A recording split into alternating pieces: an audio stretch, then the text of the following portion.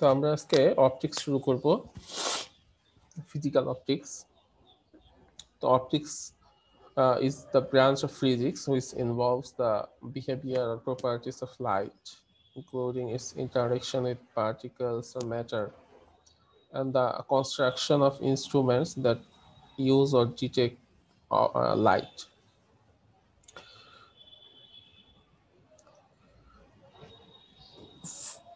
লাইটের সাথে বিভিন্ন ম্যাটারের বা বিভিন্ন পার্টিকেলের বিভিন্ন ধরনের ইন্টারাকশন হয়, বা লাইটের বিভিন্ন ধরনের প্রপার্টি আছে, বিভিন্ন ধরনের বিহেভিয়ার আছে, বা লাইট রিলেটেড যত ইনস্ট্রুমেন্ট আছে, যে ইনস্ট্রুমেন্টের সাহায্যে আমরা লাইটকে ডিটেক্ট করতে পারি বা লাইটকে ইউজ করতে পারি, এগুলা কনস্ট্রাকশন নিয়ে যে ফিজিক্সের যে ব্রাঞ্চ অ্যাকচুয়ালি আলোচনা করা হয়, সেই ব্রাঞ্চটাকেই বলা হয় অপটিক্স।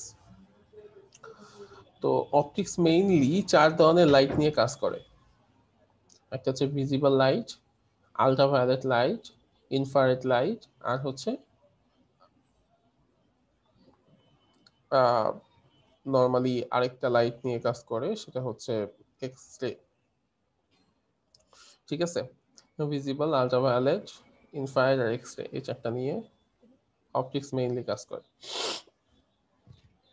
তো এই লাইট নিয়ে আসলে সেই পুরোনো যুগ থেকেই অনেক ধরনের কথাবার্তা মানুষের মধ্যে ছিল। ঠিক আছে, লাইট কি, লাইট কেন আসছে, লাইট কিভাবে আসছে, এই ব্যাপারগুলো।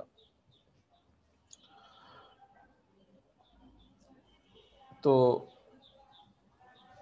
ফার্স্ট যে থিওরি আসে সেটা দেয় বিজ্ঞানী নিউটন। উনি একটা থিওরি দেন, সেটা হচ্ছে কর্পাসকুলার থিওরি অফ লাইট, মানে আলোর কণা তত্ত্ব। কর্পাসকুলার মানে হচ্ছে কণা টাইপের। তো উনি যে থিওরি দেন, সেই থিওরিটা হচ্ছে কেমন, যে light consists of very tiny particles as corpuscular. Light অনেক ছোট ছোট পার্টিকেল দ্বারা তৈরি, যে পার্টিকেল গুলাকে উনি নাম দিয়েছিলেন কি, কণা। লাইট কণা নামক অনেক ছোট ছোট পার্টিকেল দ্বারা তৈরি। ওকে, 2 নম্বরেও কি বলছেন, these particles on emission from the source of light travel in a straight line with high velocity.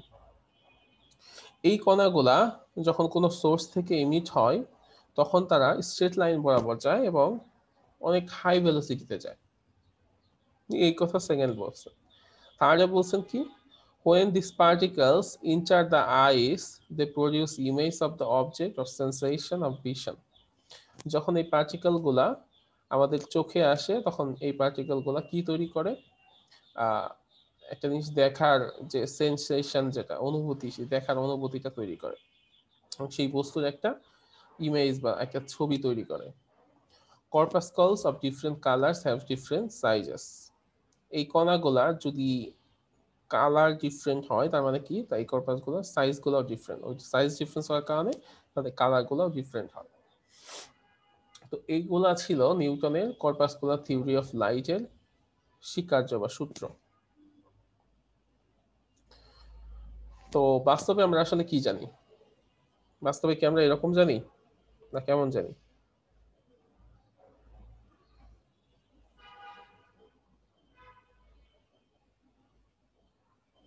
বলতো বাস্তবে কি জানি আমরা?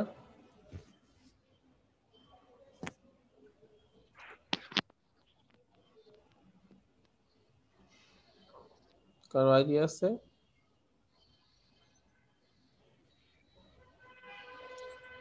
এরপরে অ্যাকচুয়ালি অনেকগুলা থিওরি আসছে।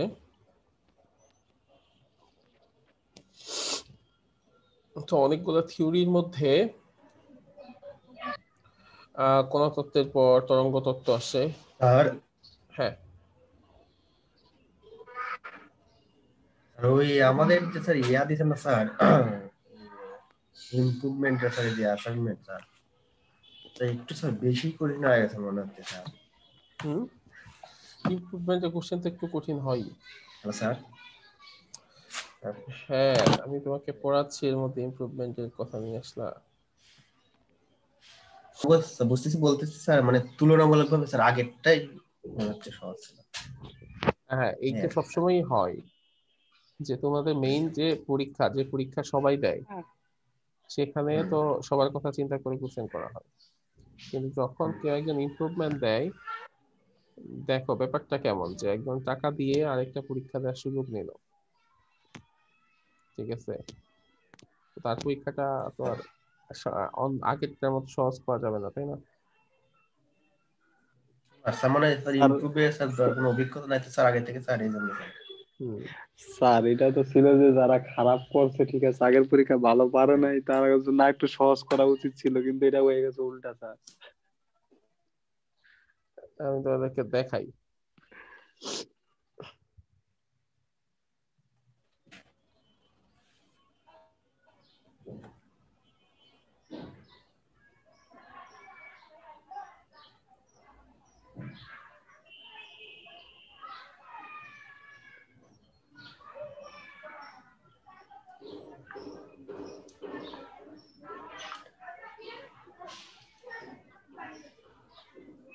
কই জানি এরকম একটা কথা লেখা ছিল, এই দেখো, তোমাদের আমি কিন্তু ফার্স্ট ক্লাসে এই কথা শোনাইছি। স্যার ফার্স্টে তো মানে আমি ছিলামই না, আমি তো 5 তারিখ থেকে ক্লাস শুরু করছি এগুলো। আচ্ছা যাই হোক, মানে এটা এটা কিন্তু আমার করা রুলস না, মানে এই যে এখানে যে জিনিসটা, এই যে আউটলাইন, ডিপার্টমেন্টের যে আউটলাইন করা হয়েছে, এখানকার সিলেবাস টিলেবাস, এগুলো কিন্তু আসলে আমার জি নিজের স্যার। করা না, এগুলো ইউনিভার্সিটি ডিপার্টমেন্টের rules actually.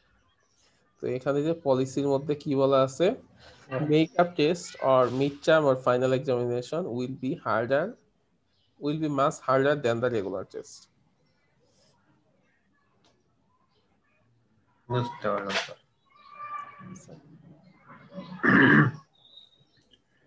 Okay sir, thank you. আর এই সব কিছু কি ভার্সিটি থেকে সব সিলেবাস টিলেবাস ইয়ে করে দেওয়া নাকি স্যার? হ্যাঁ, লেকচার শিট ওইগুলোও স্যার? না না, লেকচার শিট যেটা যার যার নিজে, ঠিক আছে। তাহলে এই তো যে দেখা যায় রুলস অনেক স্যার করবা স্যার। এই আর দেখো, কোনো অ্যাডিশনাল কিছু ফলো করলে স্যার মানে ভালো অ্যান্সার করতে পারে, এরকম কিছু আছে স্যার? দেখো মানে আহ, তোমরা যে যে কোশ্চেনে, যে কোশ্চেনটা আমি তোমাদেরকে দিছি, এই কোশ্চেনটা কোনো বা কোনো ব্যাচের কোনো স্টুডেন্ট একবার পরীক্ষা দিচ্ছে, ঠিক আছে। জি স্যার। হ্যাঁ তো এরকম না যে এই কোশ্চেন কেউ পারবে না, এই কোশ্চেন কেউ পারে বলে আমি দিছি, পারা যাবে স্যার। ঠিক আছে। না স্যার আমি বলছি পারা যাবে স্যার, বলছি তুলনামূলকভাবে স্যার একটু স্যার হার্ড হ্যাঁ, এইটা এটা তো বলছি বললাম স্যার। যে তুলনামূলকভাবে হার্ড হওয়ারই কথা, ঠিক আছে।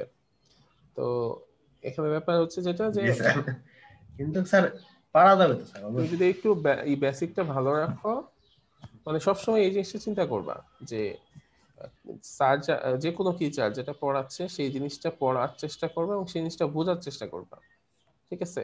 তাহলে দেখবা যে স্যার যে টাইপের কোশ্চেনই দেখ, তুমি সেই কোশ্চেনটা অ্যান্সার করতে পারবা, স্যার ঠিক আছে।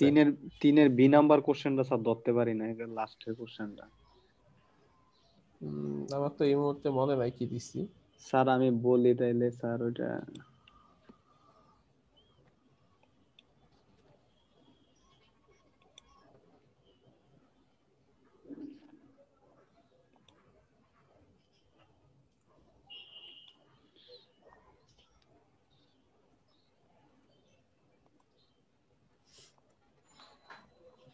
স্যার ওইটা হচ্ছে যে if F be the restoring force acting on a particle of a mass m executing simple harmonic motion and q denotes the angular velocity, thus show that d square x by dt square plus q square x equal to 0 is the differentiation equation d dot e of this particle. Also evaluated angular velocity and time period of these particles using one of the solution of this d dot e. আচ্ছা আমি একটা জিনিস লিখি, একটু দেখো। এটা খুবই মানে এত সহজ কোশ্চেন, এখানে হিন্স দিতে আমার ইচ্ছা করতেছিল না যদিও। এফ সমান সমান এম এ, এই সূত্র জি পড়ছো না? জি স্যার। আচ্ছা এই সূত্র মানে যদি পড়ে থাকো, আচ্ছা, তো ধরো এখানে এফ কি ফোর্স, এম জি হচ্ছে স্যার। বস্তুর ভর, আর এ হচ্ছে কি এ হচ্ছে যে অ্যাক্সেলারেশন। অ্যাক্সেলারেশন। ওকে, তো এই জিনিসটা না দিয়ে কোনো টিচার যদি এরকম দেয়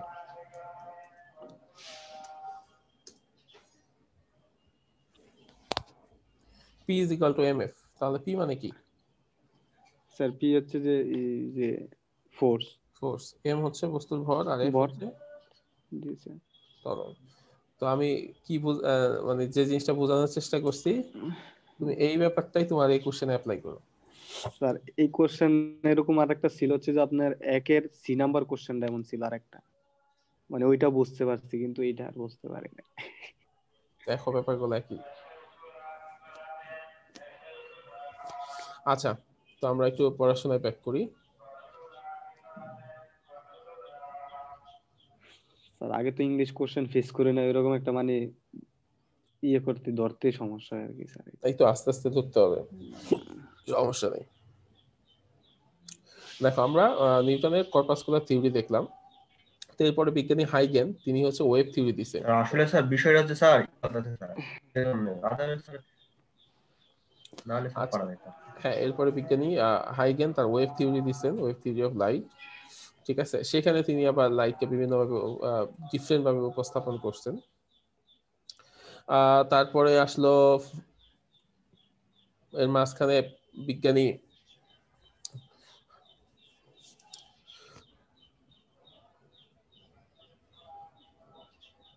হাইগেনের পরে আরেকজন বিজ্ঞানী, তিনি দিলেন হচ্ছে ইলেকট্রোম্যাগনেটিক থিওরি। শুরুতে ছিল কণা তত্ত্ব, তারপরে ছিল তরঙ্গ তত্ত্ব বা ওয়েভ থিওরি, তারপর ছিল তরঙ্গ তত্ত্ব।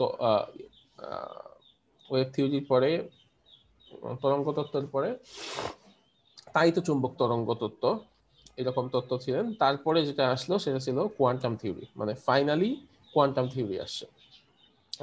তাড়িত চুম্বক তরঙ্গ তত্ত্ব এটা দিচ্ছেন হচ্ছে কে? বিজ্ঞানী, না এটা ম্যাক্স প্ল্যাঙ্ক দেয় নাই, এটা দিছে হচ্ছে বিজ্ঞানী ম্যাক্সওয়েল। ঠিক আছে, ম্যাক্সওয়েল দিছে তাড়িত চুম্বক তরঙ্গ তত্ত্ব। তো ফাইনালি যেটা আসে সেটা হচ্ছে ম্যাক্স প্ল্যাঙ্কের কোয়ান্টাম তত্ত্ব, যেটা আমরা এখন ফাইনালি ফলো করি, বা যেটা হচ্ছে যেটাকে আমরা শুদ্ধ বলে জানি অ্যাকচুয়ালি। তো সেই কোয়ান্টাম তত্ত্বটা কি? সেই কোয়ান্টাম তত্ত্বটা হচ্ছে energy of radiation emitted in package or quanta. এই যে আমরা লাইট বলতে যা বুঝি, সেই লাইটগুলো আসলে কেমন? ওই বিজ্ঞানী নিউটন যেটা বলছিল, বিজ্ঞানী নিউটন কি বলছিল, যে প্রত্যেকটা লাইট ছোট ছোট পার্টিকেল দ্বারা তৈরি। সত্যিই লাইট হচ্ছে ছোট ছোট পার্টিকেল দ্বারা তৈরি। এবং উনি যেটার নাম বলছিল কর্পাসকোলার, সেটা আসলে কর্পাসকোলার না, সেটাকে আমরা এখন বলি ফোটন। লাইট হচ্ছে এমন যে ধরো ছোট ছোট অনেকগুলো জিনিস একত্র হয়ে লাইট তৈরি হয়েছে। তোমরা বাসায় নিশ্চয়ই এই জিনিসটা দেখছো, যে বাসার যে কলের ট্যাপ আছে, সেই ট্যাপটা যদি তোমরা ছাড়ো তখন কি হয়? পানি পড়ে। ওইটা যদি আস্তে আস্তে পানি কমানো শুরু করো, পানির পরিমাণ কমতে থাকে। তো একটা পর্যায়ে গিয়ে যখন একেবারে কমে ফেলো, তখন কি এরকম হয় যে চুলের মতো চিকন হয়ে পানি পড়তেছে, ওরকম হয় নাকি ফোঁটা ফোঁটা পানি পড়ে? হ্যাঁ, কমাইতে গেলে স্যার ফোটা ফোটা হয়ে পড়ে স্যার। ফোঁটা ফোঁটা হয়ে পড়ে। অ্যাকচুয়ালি পানি আসলে সবগুলা এরকম ফোঁটা ফোঁটাই আসে, কিন্তু অনেক ফোঁটা থাকে তো, যার কারণে মনে হয় যে একটা ফ্লো তৈরি হয়েছে। ঠিক আছে, কিন্তু পানি আসলে প্রত্যেকটা আলাদা আলাদা ফোঁটা। তো লাইট হচ্ছে এরকম, লাইট হচ্ছে প্রত্যেকটা এরকম আলাদা আলাদা ফোঁটার মতো। ঠিক আছে, যেটাকে বলা হয় ফোটন। সেই অনেকগুলা ফোটন যখন একসাথে হয়, তখন হচ্ছে যেরকম সাদা সুন্দর বড় লাইট দেখা যায়। ঠিক আছে, তো সেটাকে বলা হয় হচ্ছে ফোটন। ফোটন বলা হয় বা কোয়ান্টা বলা হয়। হ্যাঁ স্যার কি জানি কই কর্পাসকুলার আর ফোটনের ভিতরে স্যার ডিফারেন্সটা কি স্যার? আচ্ছা, কর্পাসকোলার আর ফোটনের মধ্যে ডিফারেন্স হচ্ছে, আমরা যখন কিছুই বুঝতাম না তখন একটা জিনিসের নাম দিয়েছিলাম কর্পাসকোলার। তো পরে যখন এটা নিয়ে আরো অনেক বিস্তর গবেষণা হইলো, এখন সেটার একটা সুন্দর নাম দেওয়া হয়েছে, সেটা হচ্ছে ফোটন। শুধু নামটা চেঞ্জ করা হয়েছে স্যার। হ্যাঁ, তো তারপর কি বলছে যে দিস কর্পাসকলস অন দুটো একই স্যার।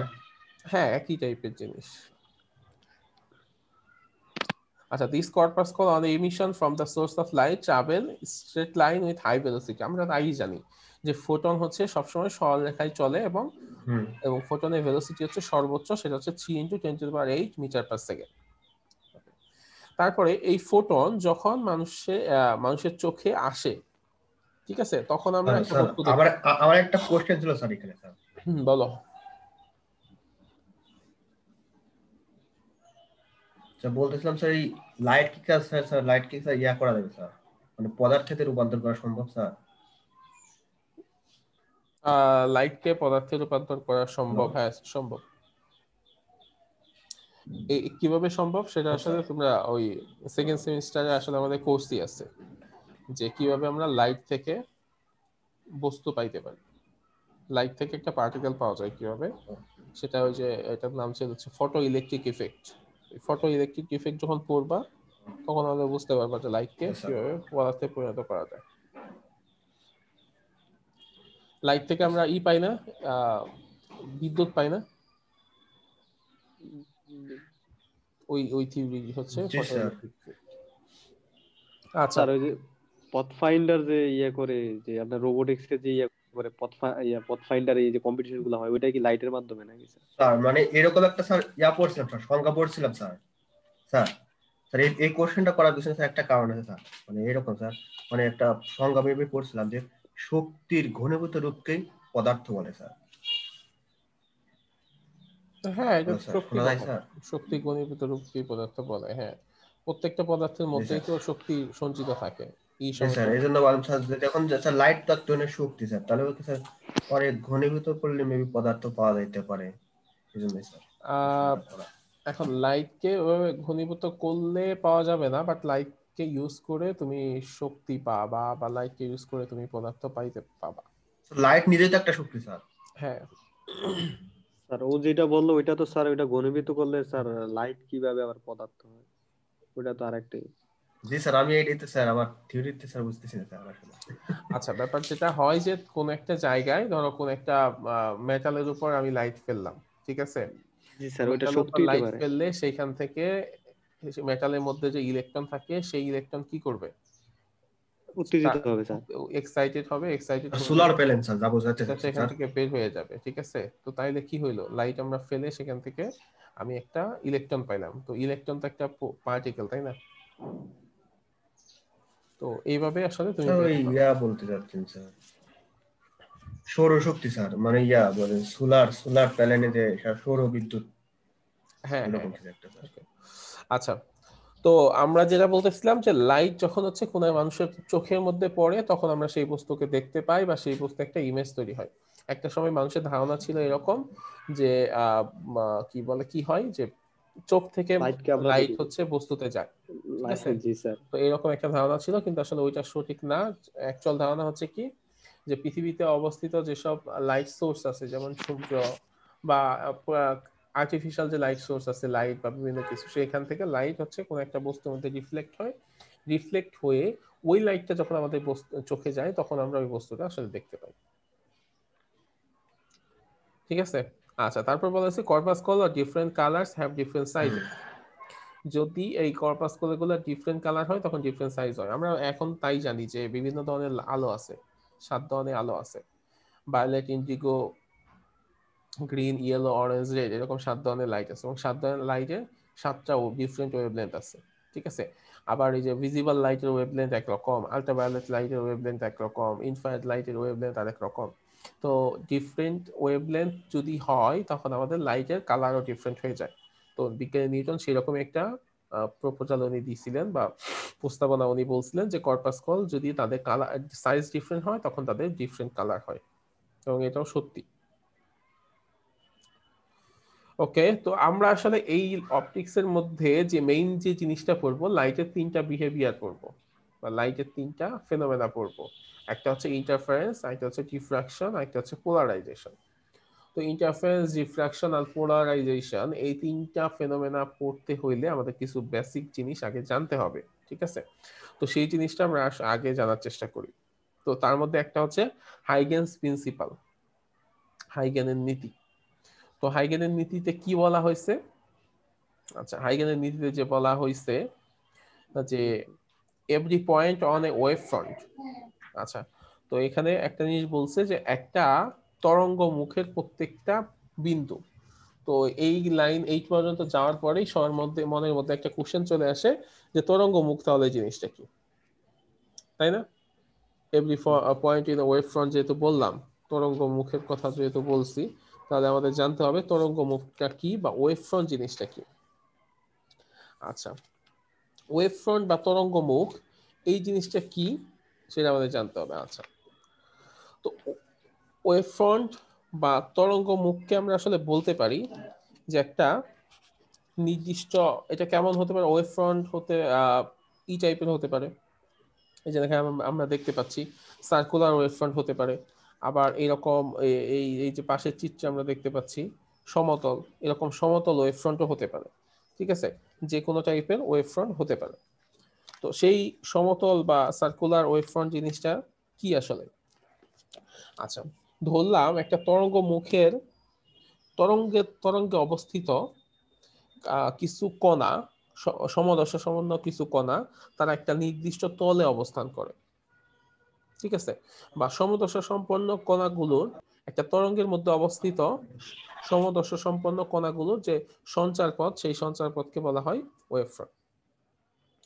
ধরলাম যে আমার একটা তরঙ্গ আছে, সেই তরঙ্গের মধ্যে কিছু কিছু কণা সমদশা সম্পন্ন, তারা একটা নির্দিষ্ট তল বরাবর আছে, এই এরকম একটা তল বরাবর আছে, তাহলে এই তলটা হচ্ছে একটা ওয়েভ ফ্রন্ট। তো সেটা যদি সমতল হয় তাহলে এটা সমতল ওয়েভ ফ্রন্ট হবে, আর যদি সেটা এরকম সার্কুলার হয়, বৃত্তাকার টাইপের হয়, তাহলে সেটা বৃত্তাকার ওয়েভ ফ্রন্ট হবে।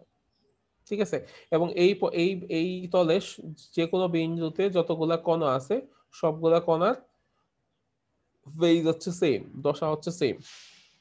এরকম প্রত্যেকটা পয়েন্টে যতগুলা কণা আছে সবগুলার দশা হচ্ছে সমান, একই দশা, সমদশা।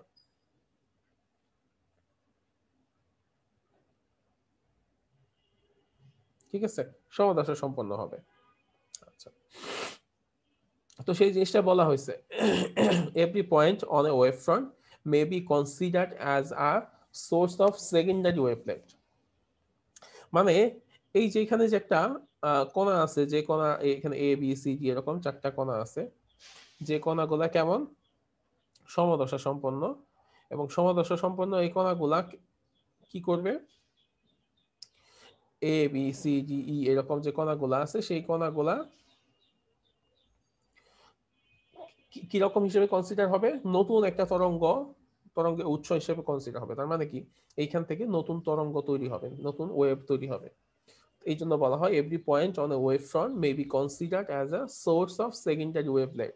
তার মানে এই প্রত্যেকটা তরঙ্গমুখের প্রত্যেকটা পয়েন্ট থেকে নতুন নতুন তরঙ্গ তৈরি হয়, which spread out in the forward direction at the speed of light, যেটা সামনের দিকে অগ্রসর হয় কোন ভেলোসিটিতে, স্পিড অফ লাইট, লাইটের ভেলোসিটিতে সামনের দিকে অগ্রসর হয়। তার মানে তরঙ্গ মুখের মধ্যে অবস্থিত সকল কণা নতুন তরঙ্গের উৎস হিসেবে কাজ করে, এবং এই নতুন তরঙ্গগুলা সামনের দিকে লাইটের ভেলোসিটিতে অগ্রসর হবে। এবং the new wave front is the tangential surface to all the second line wavelets. এই যে নতুন ওয়েভ ফ্রন্ট গুলো তৈরি হইলো, এই যে এখানে একটা নতুন ওয়েভ তৈরি হয়েছে, এখানে একটা ওয়েভ তৈরি হয়েছে, এখানে একটা ওয়েভ তৈরি হয়েছে, এই নতুন ওয়েভগুলাকে যদি আমি একটা ট্যানজেন্ট আঁকি বা একটা স্পর্শক আঁকি, তাহলে যে একটা তল তৈরি হবে সেই তলটা নতুন আরেকটা তরঙ্গ মুখ তৈরি করবে। বুঝতে পারছো? এই জিনিসটা কিন্তু খুবই ইম্পর্টেন্ট এবং স্টুডেন্টরা এই জিনিসটা বুঝতে পারে না। স্যার একটু আচ্ছা, বলেন, বুঝতে পারিনি আমার স্যার। জুম থেকে বের করে দিচ্ছিল স্যার আমাকে। আচ্ছা, দেখো একটু বোঝার চেষ্টা করো। জি স্যার। এই যে আমরা প্রথম যে লাইনটা দেখতে পাচ্ছি, এই প্রথম লাইন, জি স্যার। এই প্রথম লাইনটা হচ্ছে তরঙ্গ মুখ। এখন বুঝতে হবে তরঙ্গ মুখটা কি।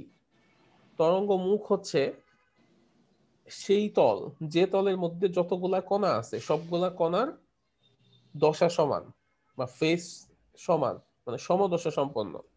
তার মানে সমদশা সম্পন্ন যতগুলা কণা আছে সেই কণাগুলার যে সঞ্চার পথ, সেই সঞ্চার পথকে বলা হয় ওয়েভ ফ্রন্ট বা তরঙ্গ মুখ। এইটুক ক্লিয়ার? জি স্যার।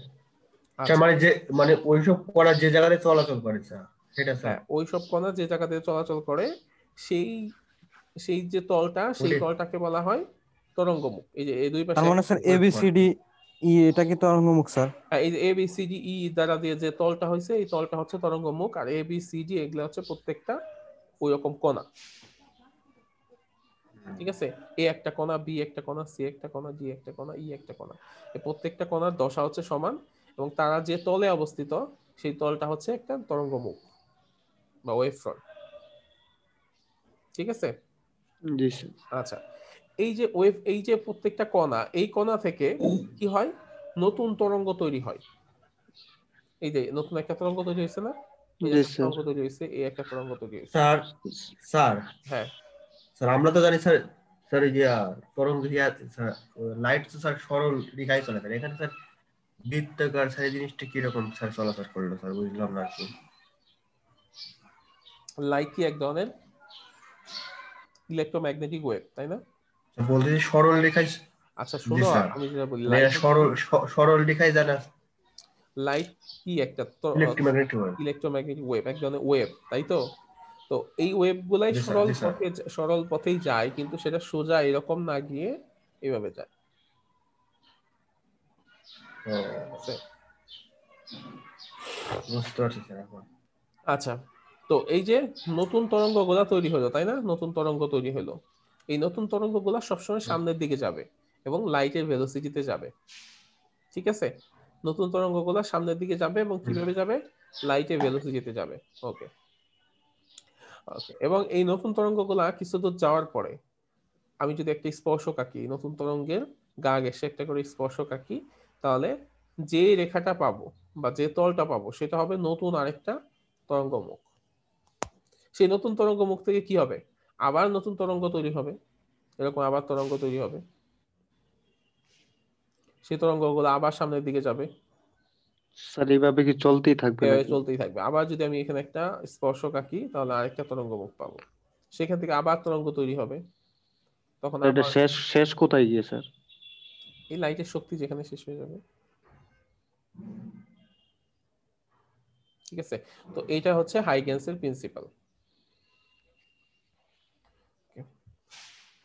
স্যার এই প্রিন্সিপালটা কি সঠিক আছে নাকি, নাকি আবার এটা চেঞ্জ হয়ে গেছে? না, এই প্রিন্সিপালটা সঠিক আছে। আচ্ছা, তো এরপর হচ্ছে আমরা যে জিনিসটা, একটা যে আইডিয়াটা আমাদের জানতে হবে সেটা হচ্ছে superposition of waves. Superposition of waves কি, আলোর উপরিপাতন জিনিস, ওয়েভের উপরিপাতন জিনিসটা কি। এখানে যেটা বলা হয়েছে যে উম, ধরো জিনিসটা হচ্ছে কেমন, যে একটা জিনিসের এক জায়গায় থাকার কথা, সেখানে একই সাথে দুইটা জিনিস চলে আসলে তখন কি হবে, তখন একটা ঝামেলা তৈরি হবে, তাই তো? তো তখন যেহেতু একটা ঝামেলা তৈরি হবে, তো সেই ঝামেলাটা কিভাবে মেটানো লাগবে সেটাতেই আসলে এই সুপারপজিশন অফ ওয়েভস। মানে একটা ওয়েভ, মানে একটা মিডিয়ামে একটা ওয়েভ থাকার কথা, সেখানে যদি দুইটা ওয়েভ চলে আসে তাহলে আসলে কি হবে, সেটাই আসলে সুপারপজিশন অফ ওয়েভস এ বলা হয়েছে। এখানে বলা হয়েছে কি, when a medium is disturbed simultaneously by a number of waves, যখন একটা মিডিয়ামে একটা ওয়েভ থাকার কথা সেখানে একই সাথে অনেকগুলা ওয়েভ চলে আসে, তখন কি হবে, the resultant displacement of the media at every point at any instant is the algebraic sum of the displacement of the medium due to individual waves. ধরে নিলাম যে একটা মিডিয়ামে একটা ওয়েভ থাকার কথা, এখানে থাকার কথা একটা ওয়েভ সুন্দর মতো, কিন্তু এখানে একের অধিক ওয়েভ চলে আসছে, তখন কি হবে, এখানে ধরলাম আরেকটা আসছে এরকম, ঠিক আছে, আরেকটা এরকম আসছে, ঠিক আছে, এরকম একের অধিক ওয়েভ চলে আসছে, তখন কি হবে, তখন যেটা করতে হবে, প্রত্যেকটা ওয়েভের আলাদা আলাদা ডিসপ্লেসমেন্টকে যোগ করতে হবে, যোগ করলে এই নতুন ওয়েভের রেজাল্টেন্ট, নতুন যে রেজাল্টেন্ট ওয়েভ পাবো আমরা, সেই ওয়েভের ডিসপ্লেসমেন্ট আমরা পাবো। স্যার যোগ করে কি এভারেজ করতে হবে নাকি এগুলো? না, নর্মাল যোগ করতে হবে। তাহলে জিনিসটা কেমন হবে, ধরলাম এইটা, স্যার মানে প্রত্যেকটা ওয়েভ আলাদা আলাদা যোগ করে যোগফল যেটা হবে ওইটা হচ্ছে ইয়া হবে না? হ্যাঁ ধরে নিলাম যে এটার ক্ষেত্রে যে ডিসপ্লেসমেন্ট সেটা হচ্ছে y1, হুম। ওকে, আরেকটা ওয়েভ আছে আমার এখানে, সেটার ক্ষেত্রে y2 ডিসপ্লেসমেন্ট হচ্ছে y2, তাহলে আমার নতুন ওয়েভটা কি হবে, y y1 is equal to equal y1 plus y1 plus y2। y2। ঠিক আছে, এটা হচ্ছে আমার নতুন ওয়েভ। ওকে, এখন এই দুইটা তো সেম দিকে অবস্থিত, হ্যাঁ, সেম দশায় অবস্থিত, যদি জি উল্টা স্যার। দশায় হয় তখন কি হবে, যদি এরকম হয় তখন এখানে মাইনাস হবে। ঠিক আছে, যখন তাদের সেম ফেজ হবে, সেম ফেজ তাহলে মাইনাস হবে স্যার, যোগ হবে, আর যদি অপোজিট ফেজ হয় তখন প্লাস, এখান থেকে আরেকটা বিয়োগ হবে। বিয়োগ হবে। আচ্ছা, এই জিনিসটা ফার্স্ট যে বলছে মাইনাস হবে। ওনার নাম হচ্ছে বিজ্ঞানী ইয়াং।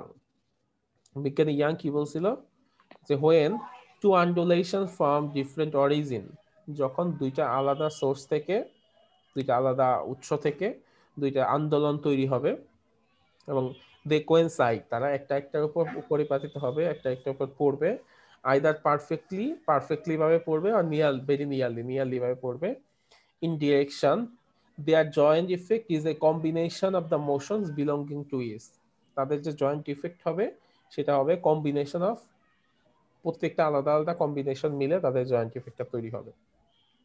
তো এটা ছিল বিজ্ঞানী ইয়ং এর কথা, যে when two undulations from different origin coincide either perfectly or very nearly in direction, their joint effect is a combination of the motions belonging to it, প্রত্যেকের আলাদা আলাদা যে বিলঙ্গিংস আছে সেগুলা মিলে কম্বাইন করলে তাদের জয়েন্ট ইফেক্ট তৈরি হবে।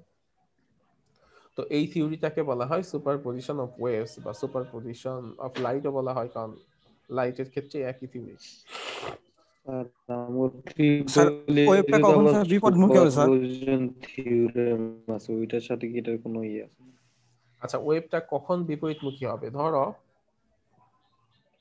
যে একটা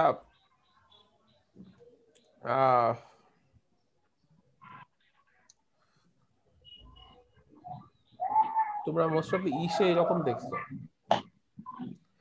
গ্রামে বাড়িতে এক ধরনের ই থাকে না, আগে থাকতো এখন নাই যদিও, সেটা হচ্ছে ওই ক্যাসেট বাজানোর কি স্যার বলেন স্যার? প্লেয়ার। জি স্যার।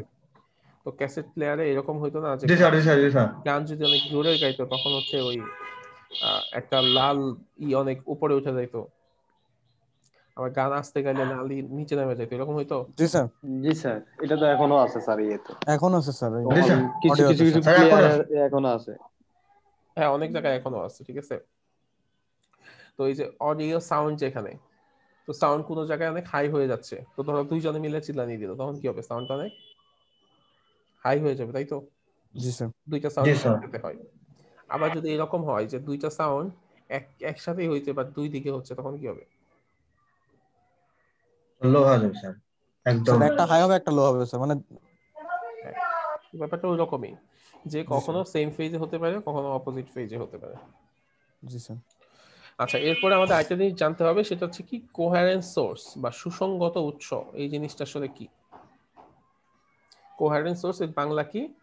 সুসংগত উৎস। আচ্ছা, two sources are said to be coherent সুসংগত উৎস if they emit light waves of exactly same frequency and have zero or constant phase difference. ধর দুইটা সোর্স আছে, দুইটা সোর্স থেকে আমরা লাইট ইমিট করলাম, লাইট পাঠাইলাম, এবং দুইটা সোর্সের লাইটের ফ্রিকোয়েন্সি হচ্ছে সেম এবং তাদের মধ্যে জিরো ফেজ ডিফারেন্স আছে বা কনস্ট্যান্ট একটা ফেজ ডিফারেন্স আছে। তো এই ধরনের লাইটকে আমরা বলি কোহেরেন্ট সোর্স বা সুসংগত উৎস। পৃথিবীতে যত ধরনের আলো আছে ম্যাক্সিমাম আলোই হচ্ছে আসলে কোহেরেন্ট না, ইনকোহেরেন্ট সোর্স। বাট লেজার লাইট যেটা আছে, লেজার লাইট হচ্ছে এক ধরনের কোহেরেন্ট সোর্স। কোহেরেন্ট, ঠিক আছে। সো কোহেরেন্ট সোর্স হওয়ার শর্তটা কি?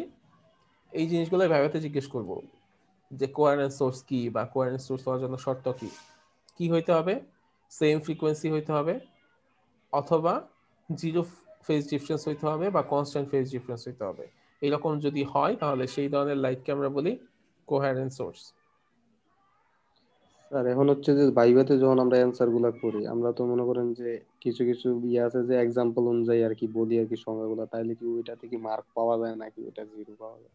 তুমি যদি এক্সাক্ট কথা বলতে পারো তাহলে তুমি অবশ্যই মার্কস পাবে। না, কিছু আছে তো ডাইরেক্ট সংজ্ঞা ওইরকম বলা যায়, আর কিছু আছে যে মনে করেন যে আমার খেয়াল নাই ওই জিনিসটা, কিন্তু আমি ওই থিমটা খেয়াল আছে, ওইটা উদাহরণ অনুযায়ী এক্সাম্পল অনুযায়ী বলতে সেটাই বললাম যে কেউ যদি এক্সাক্ট থিম বলতে পারে তাহলেই হবে। আচ্ছা, এই যেখানে দেখো দুইটা সোর্স দেখানো হচ্ছে, দুইটা সোর্স থেকে লাইট ইমিট হচ্ছে এবং তাদের ফ্রিকোয়েন্সি হচ্ছে সেম। এখানে তাদের ফ্রিকোয়েন্সি মানে কি? এক সেকেন্ডে যত হয়, ঠিক আছে। তো এখানে যদি তুমি টাইম কনসিডার করো তাহলে দেখবে যে সবসময় সেম পরিমাণ কম্পন হচ্ছে এই লাইটের মধ্যে। সো এদের ফ্রিকোয়েন্সি হচ্ছে সেম, এদের ওয়েভলেন্থ সেম, এদের টাইম পিরিয়ড সেম, ঠিক আছে, এবং এদের জিরো আর কনস্ট্যান্ট ফেজ ডিফারেন্স আছে। এই জন্য এই দুইটা সোর্সকে আমরা বলতেছি coherent source. Constant phase difference কেন বলতেছি? জিরো বা কনস্ট্যান্ট, এদের ফেজ ডিফারেন্স আসলে কিন্তু জিরো না, এদের ফেজ ডিফারেন্স হচ্ছে কনস্ট্যান্ট। দেখো এইটা শুরু হয়েছে কোন জায়গা থেকে?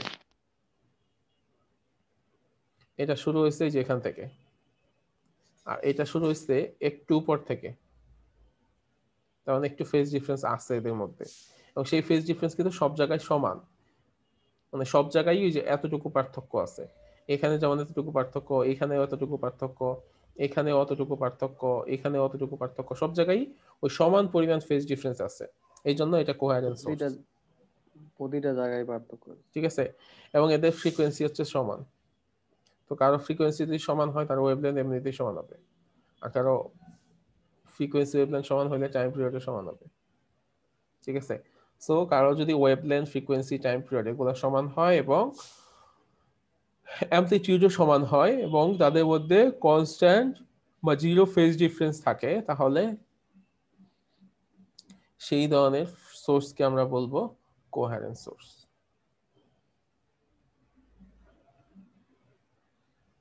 ঠিক আছে, ওকে। তো আমরা এই জিনিসটা বুঝলাম। তো এখন আমরা ইন্টারফারেন্স কি সেটা একটু বোঝার চেষ্টা করি।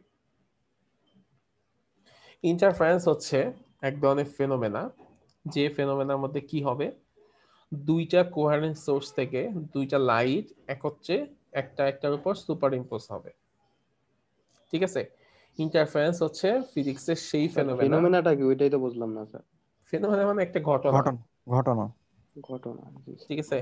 ইন্টারফারেন্স হচ্ছে লাইটের সেই ফেনোমেনা যখন কি হবে, দুইটা সোর্স থেকে দুইটা লাইট ওয়েভস একটা একটার উপর সুপার ইম্পোজ হবে। তো সুপার ইম্পোজ হলে কি হবে, একটা রেজাল্টেন্ট ওয়েভ তৈরি হবে। তো রেজাল্টেন্ট ওয়েভ যখন তৈরি হয়, কিছু কিছু জায়গায় অনেক বড় অ্যামপ্লিটিউড বা বড় বিস্তার তৈরি হয়, কিছু কিছু জায়গায় অনেক ছোট বিস্তার তৈরি হয়। তো এই যে ঘটনাটা ঘটতেছে, এই ঘটনাটাকে আমরা বলি হচ্ছে ইন্টারফারেন্স অফ লাইট বা শব্দের আলোর ব্যতিচার, ঠিক আছে। এই যেখানে আমরা দেখতে পাচ্ছি যে লাইট সোর্স, স্যার কিছুই শুনি না স্যার। কেন শুনো নাই কেন?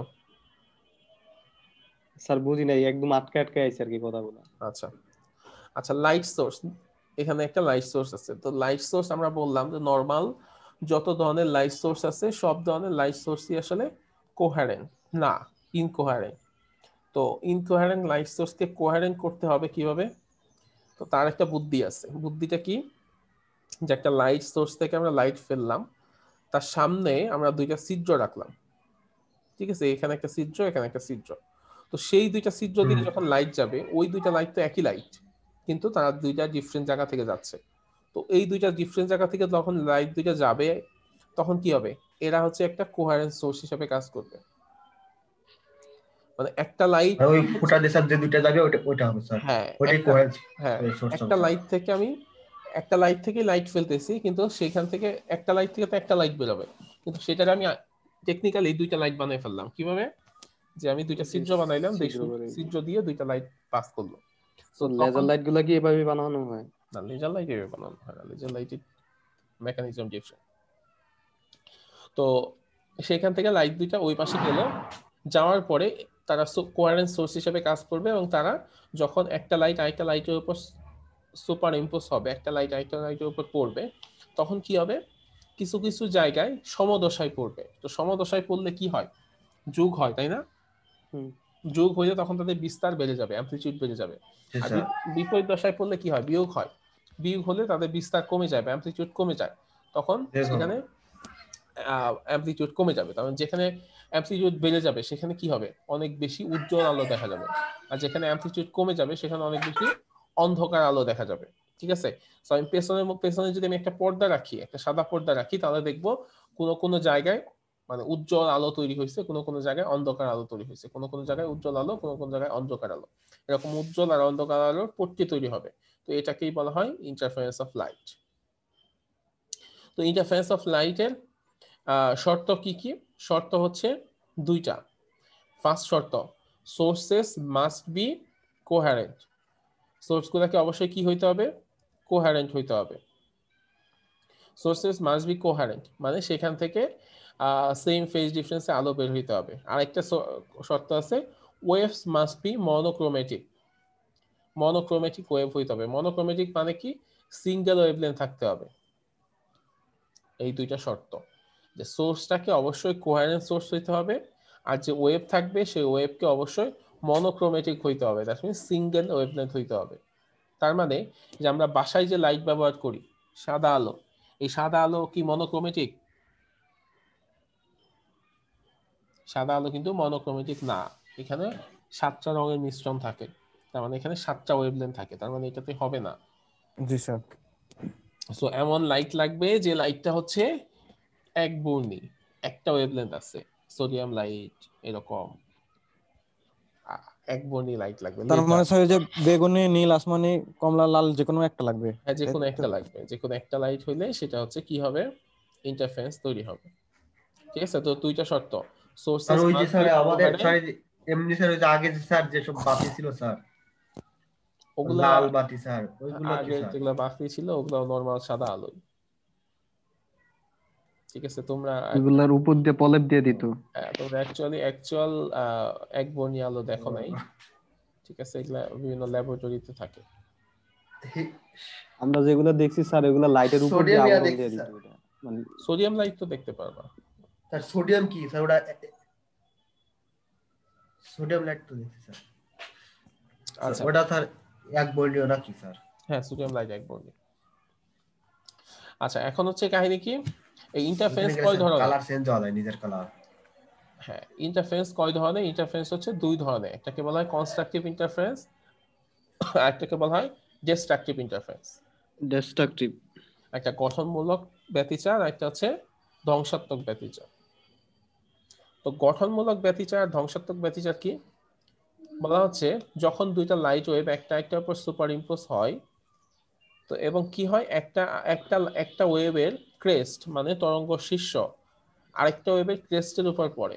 when two lights superimpose with each other in such a way that the crest of one wave falls on the crest of second wave, একটা ওয়েভের ক্রেস্ট আরেকটা ওয়েভের ক্রেস্টের উপর পড়ে, বা একটা ওয়েভের trough of one wave falls on the trough of second wave, একটা ওয়েভের তরঙ্গ পাদ সেটা আরেকটা ওয়েভের তরঙ্গ পাদের উপর পড়ে। এইরকম যদি হয় তাহলে যে রেজাল্টেন্ট ওয়েভটা আমি পাবো সেই ওয়েভের কি হবে? অ্যামপ্লিটিউডটা হবে লার্জার অ্যামপ্লিটিউড, এবং এই যে ইন্টারফারেন্স সেই ইন্টারফারেন্সটাকে বলা হয় কনস্ট্রাকটিভ ইন্টারফারেন্স। ঠিক আছে, when two lights superimpose with each other in such a way that the crest of one wave falls on the crest of other wave and the trough of one wave falls on the trough of second wave, এরকম যদি হয় একটা ওয়েভের তরঙ্গ শীর্ষ মানে যেটা তরঙ্গ শীর্ষ এটাও তরঙ্গ শীর্ষ, এই তরঙ্গ শীর্ষটা এর মাথায় গিয়ে পড়ে, আর এই যে এটা হচ্ছে তরঙ্গ পাদ, এই তরঙ্গ পাদটা কি হবে? এটার তরঙ্গ পাদে গিয়ে পড়বে। ঠিক আছে, তো এরকম যদি হয় তখন কি হবে? একটা রেজাল্টেন্ট একটা লার্জার অ্যামপ্লিটিউডে একটা ওয়েভ তৈরি হবে, মানে দুইটা মিলে একটা বড় অ্যামপ্লিটিউডের ওয়েভ তৈরি হবে। ঠিক আছে, তো এটাকে বলা হয় কনস্ট্রাকটিভ ইন্টারফারেন্স। আর যদি উল্টা হয়, দুইটা মিলিত হয় আর একটা যে একটা তৈরি হবে ওইটাই। হ্যাঁ স্যার একদম সমানে সমানে পড়বে স্যার? সমানে সমানে বলতে স্যার মানে যে একটা ক্রেস্ট ওইটার আরেকটা ক্রেস্টের উপরই পড়বে, আরেকটা হচ্ছে স্যার যে হ্যাঁ পাদ হ্যাঁ তরঙ্গ পাদ ওইটার আরেকটা পাদ তরঙ্গ পাতের উপরই পড়বে, পাদ হুম, যেটা মানে নিম্নবিন্দু স্যার ওইটার উপরে হ্যাঁ হ্যাঁ পড়বে। হ্যাঁ। আচ্ছা, যদি আবার এমন হয় যে when two light waves superimpose with each other in such a way that the crest of one wave coincides the trough of second wave, মানে একটা ওয়েভের ক্রেস্ট মানে একটা ওয়েভের শীর্ষ আরেকটা ওয়েভের তরঙ্গ পাদে গিয়ে উপর গিয়ে পড়লো। ঠিক আছে, যদি এমন হয় যে একটা ওয়েভের তরঙ্গ শীর্ষ আরেকটা ওয়েভের তরঙ্গ পাদের উপর গিয়ে পড়লো, যদি এইরকম তরঙ্গপাত। হয় তখন একটা রেজাল্টেন্ট যে ওয়েভ তৈরি হবে, দেখো এইটা হচ্ছে আমাদের ফার্স্ট ওয়েভ, এটা হচ্ছে আমার একটা ওয়েভ ফার্স্ট ওয়েভ, এটা হচ্ছে আমার সেকেন্ড ওয়েভ। তো এই দুইটা যদি পড়ে তখন কি হবে? স্বাভাবিকভাবে এই অ্যামপ্লিটিউড কমে যাবে না? জি স্যার কমে যাবে। জি স্যার। কমে যাবে। কমে যাওয়ার পরে জি এই যে স্যার। রেজাল্টেন্ট ব্ল্যাক যে ওয়েভটা আছে সেটা হচ্ছে আমার রেজাল্টেন্ট ওয়েভ। তার মানে তখন তাদের একটা লোয়ার অ্যামপ্লিটিউড তৈরি হবে। লোয়ার অ্যামপ্লিটিউড তৈরি হলে তখন একটা ডিস্ট্রাকটিভ ইন্টারফারেন্স তৈরি হবে। যদি এমন হয় যে এইটা আর এটা সমান, তখন এটা কি হয়ে যাবে? একেবারে জিরো হয়ে যাবে। ঠিক আছে? তো এই ধরনের ইন্টারফারেন্সকে বলা হয় ডিস্ট্রাকটিভ ইন্টারফারেন্স।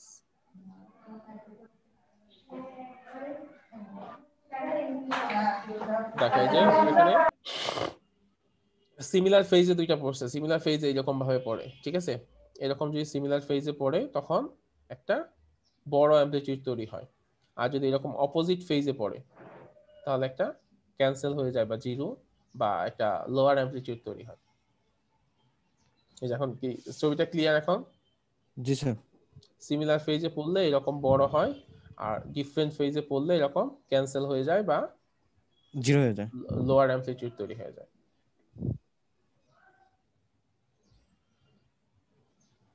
তো এই জিনিসটা ফার্স্ট যে অবজার্ভ করে সেই বিজ্ঞানী হচ্ছে কে? বিজ্ঞানী ইয়াং। বিজ্ঞানী ইয়াং তার ডাবল স্লিট এক্সপেরিমেন্টের মাধ্যমে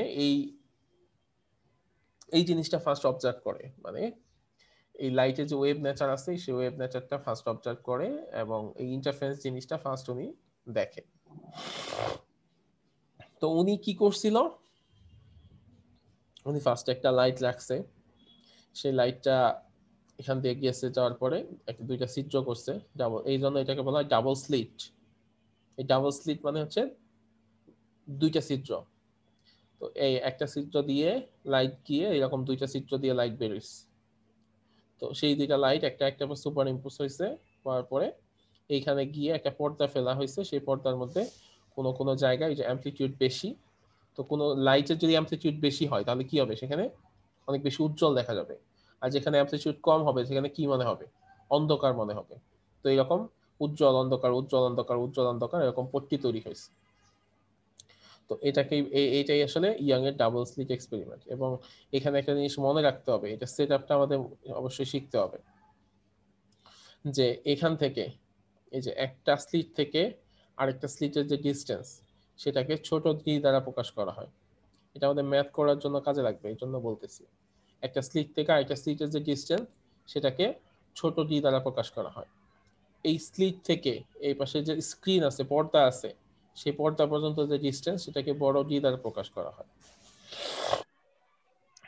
আবার বলতেছি, একটা স্লিট থেকে আরেকটা স্লিটের যে ডিস্টেন্স সেটা হচ্ছে ছোট ডি, আর এই স্লিট থেকে স্যার এটা কি স্যার নির্দিষ্ট স্যার কোনো ইয়ে আছে, লেন্থ আছে স্যার? না, নির্দিষ্ট মানে লেন্থ নাই, S1 থেকে S2? এটা নির্দিষ্ট কোনো লেন্থ নাই, স্যার আমরা কিন্তু সেটা ইচ্ছা মতো নিতে পারবো স্যার। ডিনোট করা হয় যা দ্বারা, সেটা আমি বলছি। মানে এটাকে ছোট ডি, এটাকে বড় ডি দ্বারা প্রকাশ করা হয়। আর এই যে একটা একটা ব্রাইট ফ্রিঞ্জ থেকে আরেকটা ব্রাইট ফ্রিঞ্জ, এই মধ্যবর্তী যে দূরত্ব সেটাকে এক্স দ্বারা প্রকাশ করা হয়। ঠিক আছে? দুইটা ফ্রিঞ্জের মধ্যবর্তী দূরত্ব সেটা হচ্ছে এক্স, দুইটা স্লিটের মধ্যবর্তী দূরত্ব সেটা হচ্ছে ডি, আর স্লিট থেকে যে স্ক্রিনের ডিস্টেন্স সেটা হচ্ছে ক্যাপিটাল ডি। ঠিক আছে? তো এইভাবে করে কি করছে, যে এরকম ডি ডিস্টেন্সে দুইটা ছিদ্র করছে, ছিদ্র করার পর এই পাশে একটা আলো ছিল, সেই আলোটা ফেলছে। সেই দুইটা ছিদ্র S1 এবং S2 দুইটা ছিদ্র থেকে নতুন আলো তৈরি হয়েছে যারা হচ্ছে কোহেরেন্ট, এবং তারা কি হয়েছে একটা আরেকটার উপর এরকম সুপার ইম্পোজ করছে। তো কোনো কোনো জায়গায় সেম ফেজ হয়েছে, কোনো কোনো জায়গায় অপোজিট ফেজ হয়েছে। তো যেসব জায়গায় সেম ফেজ হয়েছে সেখানে ব্রাইট ফেজ তৈরি হয়েছে, আর যেসব জায়গায় অপোজিট ফেজ তৈরি হয়েছে সেখানে ডার্ক ফেজ তৈরি হয়েছে। এবং এখানে যখন আমরা একটা পর্দা রাখছি, সাদা পর্দা, তো সেখানে আমরা এরকম ব্রাইট আলো ডার্ক আলো, ব্রাইট আলো ডার্ক আলো এরকম আলো দেখতে পাইছি। তো এই এক্সপেরিমেন্টটাকে বলা হয় ইয়াং এর ডাবল স্লিট এক্সপেরিমেন্ট।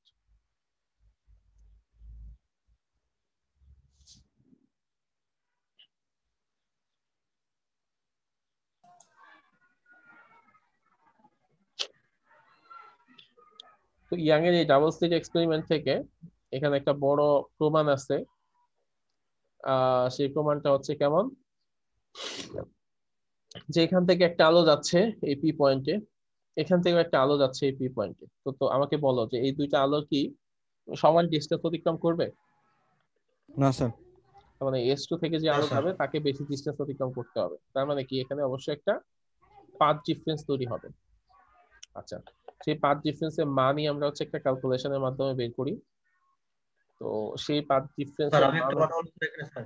হ্যাঁ বলো। স্যার ওইখানে তো স্যার সোজাসুজি যাওয়ার কথা ছিল না স্যার, একদম সরল রেখাই স্যার।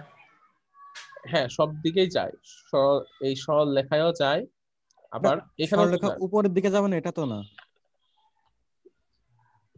হ্যাঁ হ্যাঁ। ঠিক না স্যার, থেকে এই দিক কেমনে গেল স্যার? আচ্ছা সরলরেখাটা তো আচ্ছা শুধু আচ্ছা একদিকে যাবে তা না, উপরে নিচে সব দিকে যেতে পারবে না আচ্ছা স্যার। হ্যাঁ, এই যে ও যেটা বলছে সেটাই, তোমাকে আমি একটা জি জিনিস স্যার। বলি, এটাও সরল লেখা, এটাও কিন্তু সরল লেখা। জি স্যার, জি স্যার, এটাই বলতে চাচ্ছিলাম স্যার। না স্যার, আমি বলছি স্যার সরল রেখা তো স্যার ওটাও স্যার, বলতেছি একদম বলতেছি স্যার, এই আনুভূমিক বরাবর যাবে তা লাইটটা না স্যার। যেদিক থাকবে স্যার, মানে হুম। আতিকুর স্যার যেটা বলতেছে স্যার ওটা তো মানে আনুভূমিক বরাবর, মানে যেদিকে মারবে তাহলে সেদিকে স্যার যাবে, স্যার উপরের দিকে যাবে না কেন? তাহলে তো দুই দিকে যাবে, তাহলে উপরের নিচে দুই দিকে যাবে। স্যার স্যার তাহলে যে উপরে স্যার এই দিক গেল স্যার, একদম সোজা গেল না কেন? আমার প্রশ্ন এটা স্যার। সোজা যাবে না কেন? সোজাও গেছে, মানে উপরে একদম সব একদম দিকেই লম্ব গেছে বরাবর গেল না কিন্তু, কেন স্যার? সব দিকেই গেছে কিন্তু মানে আমরা পি পজিশনটা এখন স্যার দেখবো। এই পি পজিশনের জন্য, আমরা পি পজিশনে একটা ফ্রিঞ্জ তৈরি হচ্ছে, সেই পজিশনের জন্য আমরা হচ্ছে ক্যালকুলেশন করতেছি, কিন্তু সব পজিশনের জন্য যদি আমি ক্যালকুলেশন করি একই জিনিস হবে। জি স্যার, মানে বুঝতে পারছো? ডার্ক আর হচ্ছে ব্রাইট, ডার্ক ব্রাইট এরকম ভাবে মানে যাবে স্যার। ধরো যে তোমাদের এই ক্লাসে আমি হচ্ছে কোন একটা আহ কিছু করবো, হুম। একটা এক্সপেরিমেন্ট করবো, একটা সার্ভে করবো, আর যেদিন একজন স্টুডেন্ট আসছে ওই দিন যদি আমি করি তাহলে আমার লাভ হবে? আমি স্টুডেন্ট পাবো একজন। এখন আমি যেদিন সব স্টুডেন্ট আসছে সেদিন যদি করি সেদিন তোমার করলে সুবিধা হবে। এখন আমি যদি সোজা বরাবর করি সেটা আসলে কোনো জি কমপ্লেক্সিটি স্যার। নাই, যেহেতু কমপ্লেক্সিটি নাই তো তার মানে কি ওখানে আমার আসলে কোনো সুবিধা নাই। তো এই জন্য আমি যদি একটু ব্যাকা তেরাভাবে করি তাহলে কি হবে, সেখানে সব ধরনের কমপ্লেক্সিটি আছে। বুঝতে পারছো? জি স্যার, সব ভ্যালুগুলো পাওয়া যাবে ওই জায়গা থেকে। হ্যাঁ। স্যার আমরা তো sir sir S2 sir, sir S2 sir আমরা এন এ নিলাম, S1 কে এন আনলাম স্যার, এভাবে করতে পারতো স্যার একই নিয়মে, সেম এস কন্ডিশনে sir, S two K S one A R N S A one ধরে স্যার। এন এ মানে স্যার দুটেই স্যার এন এ নিয়ে আসলাম স্যার। এন পজিশনে এন স্যার, ও এন বলছে যে এন নিচে পি বিন্দুতে এর স্যার, নিচে, হ্যাঁ নিচে হ্যাঁ, স্যার একই একই এন জিনিস পজিশনে। হবে, একই একই হবে। জিনিস হবে, একই জিনিস হবে। জি স্যার। আচ্ছা, তো এইখানে আসলে আহ, এই দুইটার মধ্যে একটা পাথ পার্থক্য তৈরি হয়, এই যে এটাকে টান দিলে এই এই পর্যন্ত একটা পথ পার্থক্য তৈরি হয়। তো সেটার মানই হচ্ছে আমরা একটা ক্যালকুলেশনের মাধ্যমে বের করি। তো এটা আমরা আসলে নর্মাল স্টুডেন্টদের করাই না, আর অনলাইন সেমিস্টার তো মানে আরো না করানোই ভালো।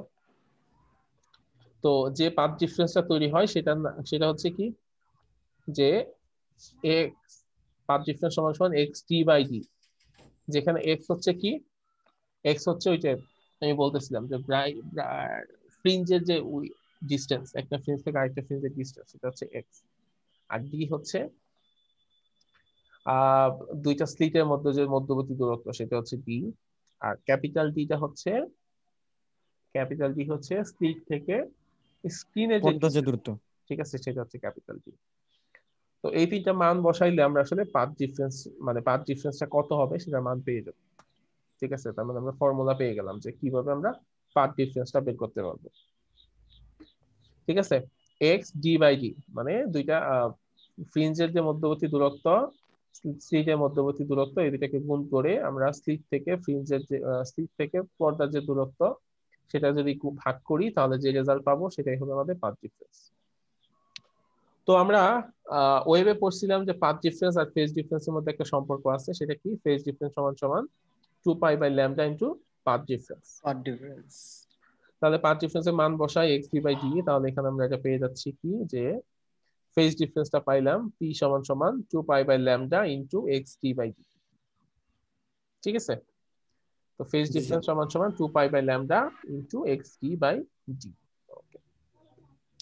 তো নেক্সট ক্লাসে আমরা কি পড়বো, নেক্সট ক্লাসে আমরা পড়বো যে কোন কোন পয়েন্টে ব্রাইট ফ্রিঞ্জ তৈরি হবে আর কোন কোন পয়েন্টে ডার্ক ফ্রিঞ্জ তৈরি হবে, এবং সেটা হচ্ছে এই যে পাথ ডিফারেন্সের যে ফর্মুলা পাইছি সেই ফর্মুলা থেকে আমরা সেটা বের করবো। স্যার পাথ ডিফারেন্সের যে ফর্মুলার মধ্যে স্যার ছোট মানে স্মল এক্স আর স্মল ডি